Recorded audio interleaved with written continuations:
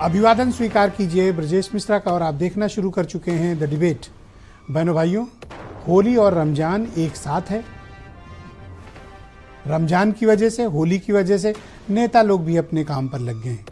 किसी विषय पर कोई त्यौहार कैसे अच्छे से मन जाए, नेता लोगों की निगाह लग जाती है, कट्टरपंथियों की भी निगाह लग जाती है।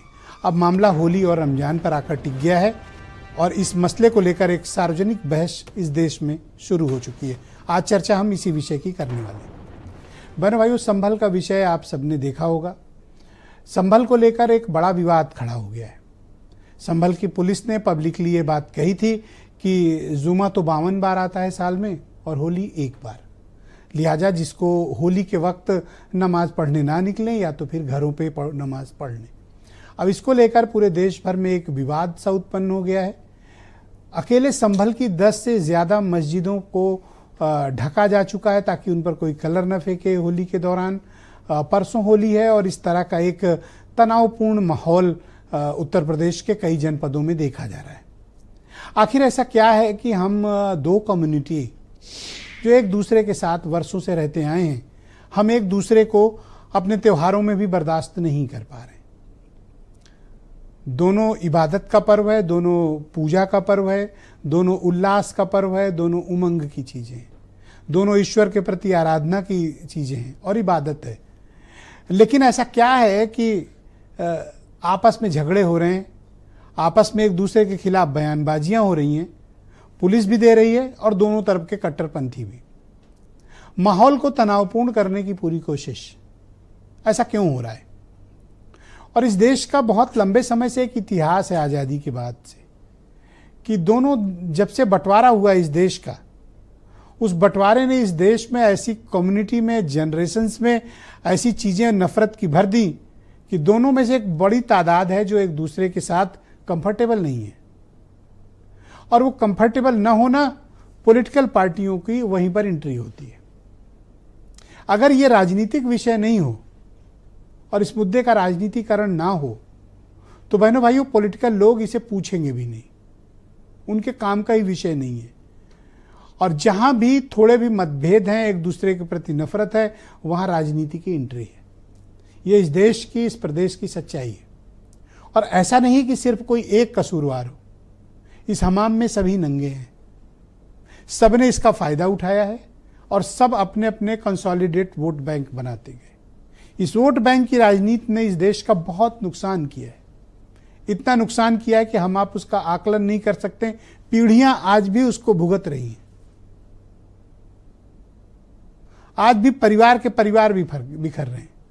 जब लोगों को अच्छी तालीम की ज़रूरत है, अच्छी शिक्षा की ज़रूरत है, अच्छे एजुकेशन की ज़रूरत है, काम धंधा रोजगार, देश और समाज की प्रगति, राष्ट्र की प्रगति की आवश्यकता है, साइंस टेक्नोलॉजी में कुछ काम करने की आवश्यकता है, समाज के विभिन्न क्षेत्रों में, इंजीनियरिंग में, मेडिकल साइंस में हमें बहुत सी इनोवेशन की आवश्यकता है। उस वक्त हम लड़ रहे हैं। दुनिया मंगल ग्रह पर इंसान भेजने की तैयारी कर रही है और हम अपनी ही धरती पर एक दूसरे को बर्दाश्त नहीं कर पा रहे। दुनिया के दूसरे मुल्क आर्टिफिशियल इंटेलिजेंस पर तरक्की के नए कीर्तिमान तय कर रहे हैं। लोगों की जिंदगी या एआई के थ्रू कैसे आसान की जाए, इस पर काम कर रहे हैं। और हम अपने प्रदेश में, अपने देश में एक दूसरे की जिंदगी कैसे कॉम्प्लिकेटेड की जाए, इस पर लगे हुए हैं। एक समाज के रूप में, चाहे वो हिंदू हो, मुसलमान हो, बौद्ध हो, सिख हो, ईसाई हो, हमारे अंदर क्या इंसानियत खत्म होती जा रही है। इंसान के रूप में हमने सोचना क्यों कम कर दिया। हर विषय पर हमारे धार्मिक मसाइल इतने सामने क्यों आ जाते हैं कि हम नफरत की पराकाष्ठा तक पहुंच जा रहे हैं। मेरी सभी कौमों से अपील है कि दुनिया के दूसरे मुल्कों की तरक्की देखें, तरक्की के कौन से पायदान उन्होंने छुए हैं और हम किन विषयों पर अभी भटक रहे हैं। हमें अपने समाज को आगे बढ़ाना है, तरक्की पसंद मुल्क बनाना है, विकसित देश बनाना है, तो हमें अपना काम, समर्पण भी उसी दृष्टिकोण पर रखना पड़ेगा। यही समाज की दरकार है। कब तक हम हिंदू मुसलमान को लेकर लड़ते रहे? बहनों भाइयों, 75 साल से अधिक ये देश में नफरतों का दौर चल रहा है, कोई अभी से नहीं चल रहा है। पीढ़ियां बीत गई, पिछली 6 पीढ़ियों से हम यही देखते आ रहे हैं। क्या आने वाली 6 पीढ़ियां भी यही होंगी? और अगर होंगी तो फिर हम कहां खड़े होंगे? हमें इस पर विचार करने की आवश्यकता है। तरक्की देखनी है तो दुनिया के उन मुल्कों को देखिए जिन्होंने प्रगति के नए आयाम छुए हैं, टेक्नोलॉजी में, इनोवेशन में, इंजीनियरिंग में, सोशल वर्क में, फिजिक्स में, केमिस्ट्री में। क्या क्या काम दुनिया भर में हो रहे हैं। अगर एक निगाह आपके पास जैसे इंटरनेट है, बेवजह की चैट्स, बेवजह के ग्रुप्स, बेवजह की चीज़ों में, रील में समय बर्बाद करने के बजाय आप देखिए कि दुनिया के क्षेत्र में artificial intelligence, generative AI, agent AI, क्या क्या काम हो रहे हैं। आप हतप्रभ रह जाएंगे। लेकिन आप कहां फंसे हैं? उसी हिंदू मुसलमान पे, मंदिर और मस्जिद पे। पूजा करना, इबादत करना ये एक व्यक्तिगत सरोकार है। लेकिन हम कहां फंसे हैं कि होली पर हमें किस पर कलर फेंकना है और होली के दिन हमें नमाज पढ़ने ही जाना, चाहे जो हो जाए। आपस में एक दूसरे की स्वीकार्यता हमने खत्म कर ली है। हमें टॉलरेंस बचे ही नहीं है। हम में से मतलब सबसे नहीं है, पूरे समाज को मैं इसके लिए दोषी नहीं बता रहा, लेकिन एक बड़ा हिस्सा है जो इस तरह की नफरतों को चिंगारी देता है, पेट्रोल डालता है।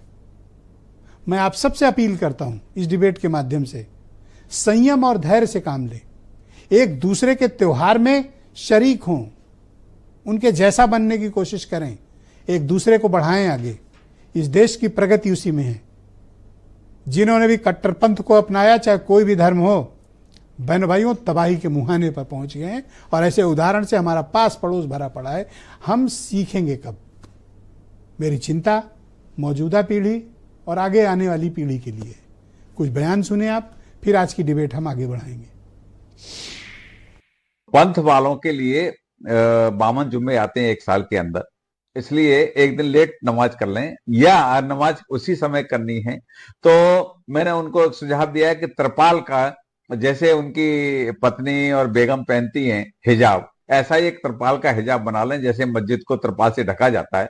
तो मैंने उनको एक सुझाव दिया है, सलाह भी दी है, क्योंकि आपस में बेबनस्ता नहीं होनी चाहिए। बगैर त्रिपाल लगाने की जरूरत ही नहीं पड़नी चाहिए थी। आपकी कानून व्यवस्था इतनी मजबूत होनी चाहिए थी, आपका डर इतना होना चाहिए था, कोई भी व्यक्ति शरारती तब कोई गलत काम कर नहीं पाए। ये पहली बार ऐसा नहीं है कि 2 त्योहार एक साथ हुए हों समुदाय के। इस चीज़ का ख्याल रखें कि किसी की भावना को ठेस नहीं पहुंचनी चाहिए और जुम्मे की नमाज भी सुकून से हो और होली का त्यौहार भी सुकून से होना चाहिए। जो मसला है वो केवल लोगों के आपसी भाईचारे को ख़राब करना, बंटवारा करना, आपस में कैसे जो भाईचारा सैकड़ों साल से चला आ रहा है, हजारों साल से, उस परंपरा कैसे वो चीज़ें ख़राब हों कि जो वादा किया था जनता से उसको पूरा कर नहीं पाए, वो काम कर नहीं पाए। तो अब उसको कैसे डाइवर्ट करना है, कैसे मुद्दे से भटकाना है, ये सरकार बयान दिलवा रही है जानबूझकर। तो बहनों भाइयों, आज की परिचर्चा को आगे बढ़ाते हैं। एसएन सिंह भारतीय जनता पार्टी के प्रवक्ता हैं, मेरे साथ मौजूद हैं। एसएम अशरफ बहुत ही जाने माने स्कॉलर हैं इस्लामिक मामलों के, वो भी हमें इस कार्यक्रम में जुड़ चुके हैं। कर्नल शरद शरण समाजवादी पार्टी के प्रवक्ता हैं। उमाशंकर पांडे उत्तर प्रदेश में कांग्रेस कमेटी के प्रवक्ता, और सौरभ गौड़ अध्यक्ष हैं धर्म रक्षा संघ के, और वीरेंद्र सिंह जी हमारे स्टेट हेड। आप सभी का स्वागत और धन्यवाद। एसएन सिंह जी।